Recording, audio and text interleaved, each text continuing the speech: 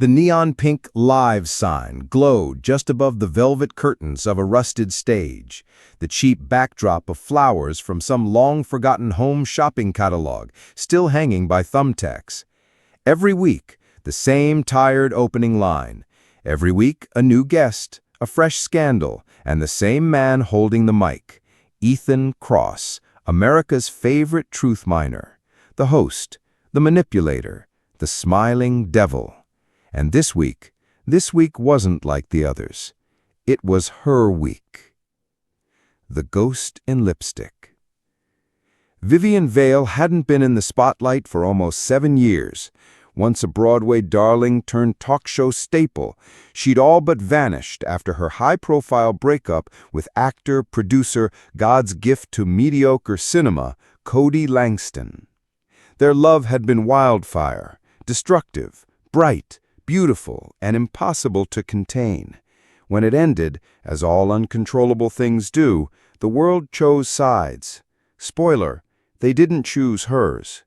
But tonight she sat center stage, legs crossed in crimson stilettos, framed by fake wisteria and public anticipation. America watched with popcorn in hand. "I just have one rule," Vivian said, adjusting the mic clip to her collar. Ethan leaned in with that fabricated empathy of his. "Of course, Vivian. What is it?" "If I don't love you," she said, her voice sharp enough to pierce silence, "blame yourself." Rewriting the narrative.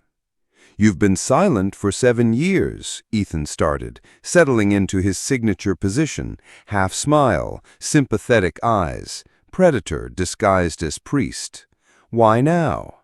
Vivian shrugged, the weight of her glittered shoulder pads shimmering under the studio lights. "Because silence is complicity, and I refuse to be complicit in your rewrite." "Your rewrite?"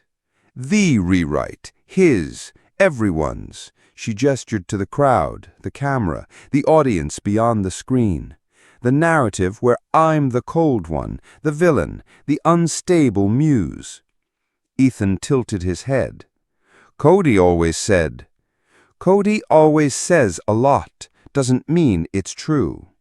There was a pause, and then a smile. Vivian had waited 7 years to sit here. She knew exactly what she was doing. The archetype wars. In the post-breakup interviews Kody had given over the years, always in artful black and white, usually with a whiskey in hand, he painted Vivian as the wounded wildflower, a woman too tempestuous to love. He mourned her, romanticized her, and ultimately blamed her. America mourned too, not for Vivian, for him. "Tell me about the end," Ethan prompted. Vivian took a breath. It wasn't a sudden break. It was death by 1,000 dismissals, the missed calls, the unshared silences, the way he'd only see me when there was a camera in the room. "But you stayed." "I was raised to stay, to endure, to earn love by bleeding for it." Another pause.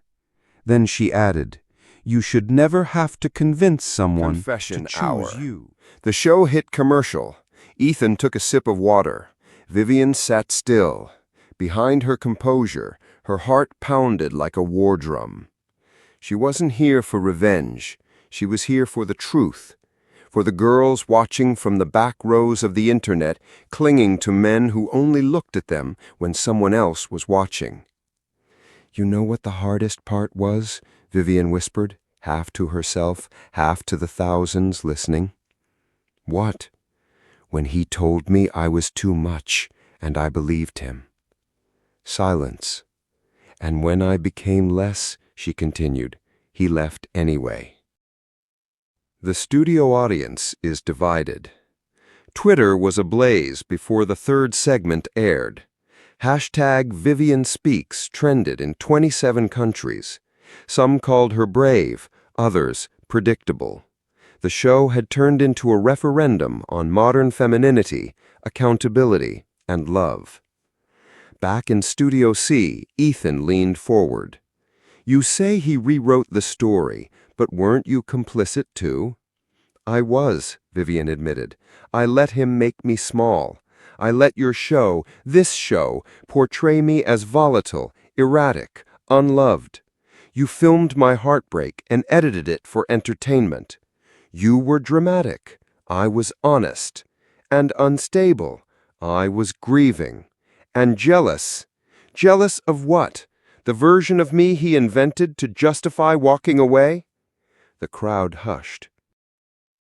The receipts. Vivian, ever the stage queen, had come prepared. From her purse she pulled a folder. Yes, a literal manila folder. It was theatrical, maybe even cliché, but it worked.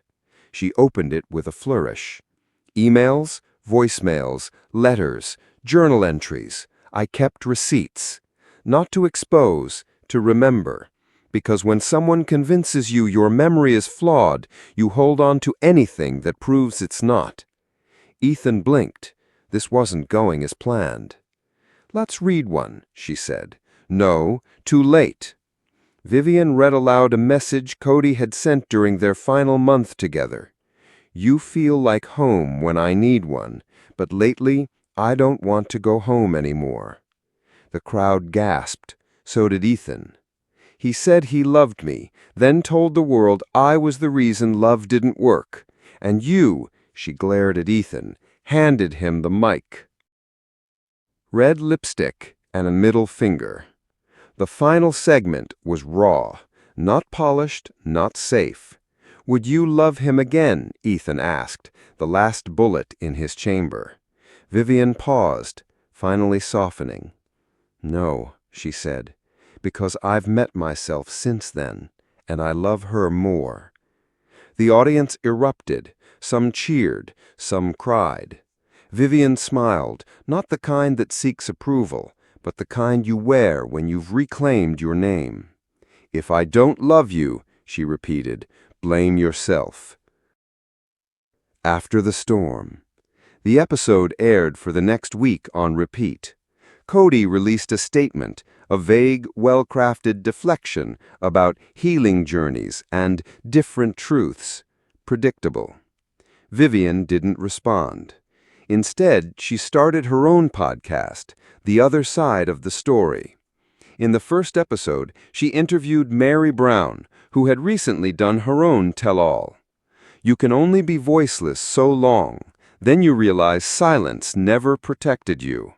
Vivian nodded, and it never will. Where truth finds us.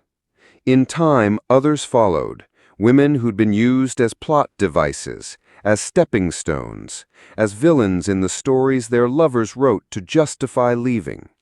Vivian's platform grew, not because she was loud, but because she was real. She didn't burn the house down. She walked out of it, heels high, scars visible, truth blazing.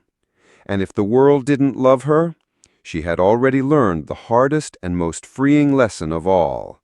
Love doesn't make you worthy. You already were. Epilogue. Love on her own terms. Years later, she was spotted in a quiet cafe in Barcelona, laughing with a man whose name no one knew.